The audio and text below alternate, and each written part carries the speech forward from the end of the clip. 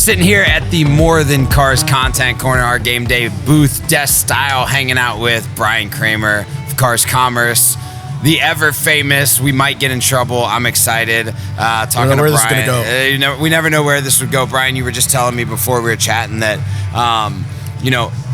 there's a decision that I think probably every industry partner has to make at some point as to what their relationship is broadly at a global scale with the dealer network, right? And Cars, consistently has made particular decisions alongside that. You were telling me a little bit about what you guys have had to lay on the line recently when it comes to your relationship with the dealer network.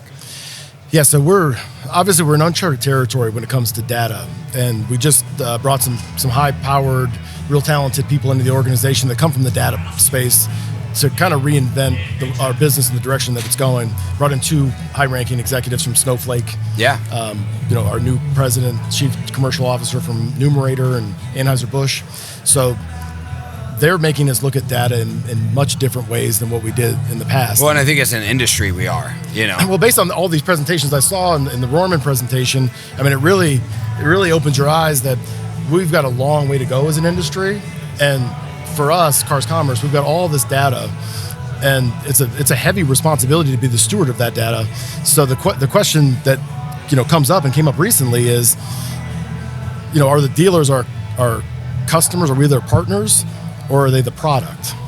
And there's a decision that has to be made, and there's some things, like when I was in retail, I get some free this, free that, free data feed, but there's a cost for all that. There's a free script on my website. There's something slowing down my site, or maybe 10 or 20 of them, and they're just leeching off your data feed. You know this way better than I do, but I know that it's an epidemic that's happening throughout the industry. And then where all these signals that are happening, where are they going? Who's making money off of them?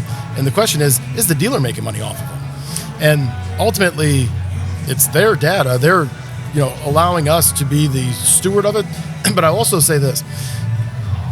I think a lot of, when I'm talking to dealers, ones maybe I don't have the rapport with, and I'm having this conversation with, they go, yeah, but how do I know that Cars Commerce isn't going to screw me over and do bad things with my data, right? Yeah. How can I trust you? I mean, it's a big, the number of people right now, current day, with access to a dealer's data, if you only take their website data alone as a data source, right? Right. Let's not talk about, every bank, every insurance company, every industry partner that's connected to the number of people with access to a dealer's data is actually terrifying. It's slightly terrifying. Yeah. So we're now looking at it, and it's super exciting for me to learn, because this is a space I remember Kilway would say, hey, don't put this widget on your website, slowing this down. They're taking this, they're doing this with your data, and I'm like, is it really that big of a deal? Yeah.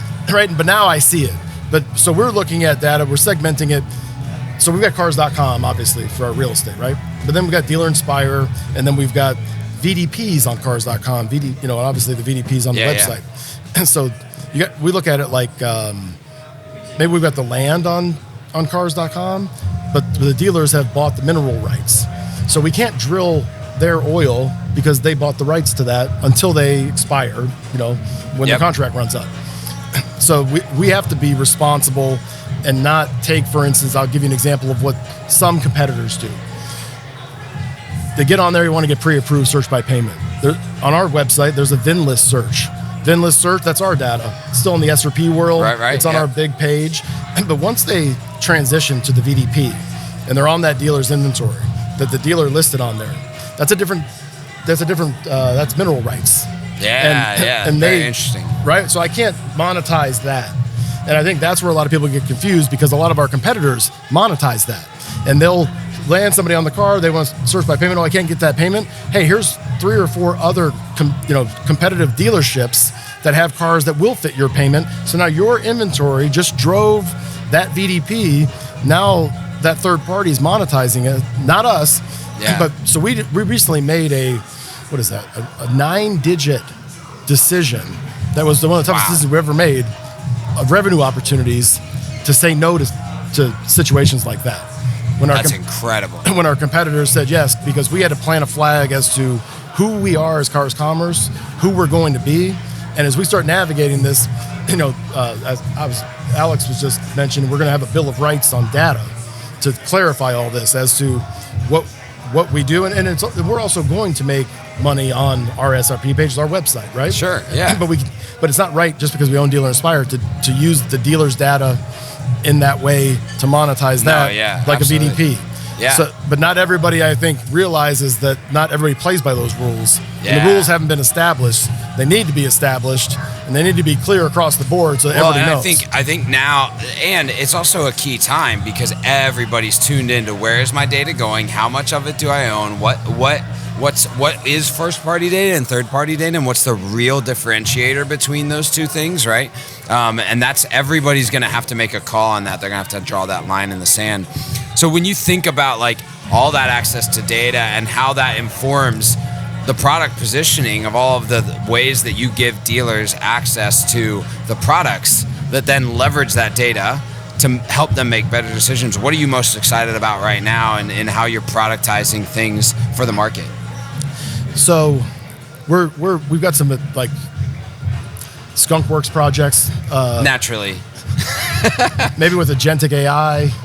Wow, really? Marketplace, little stuff we're cooking up, working on behind the scenes, trial and error. That's tremendously exciting. Yeah. In less than 2 weeks, we'll be releasing our version of whoever's on all of our products. If it goes website, marketplace, all that sort of thing. Internally, we're calling it traction. I don't know what the external name of it's going to be, but it's basically CDP journey throughout our whole ecosystem, yeah. But sending signals back into the CRM in one URL strand that constantly is getting updated, so you don't have 25 different duplicate leads every time there's an action, additional notes.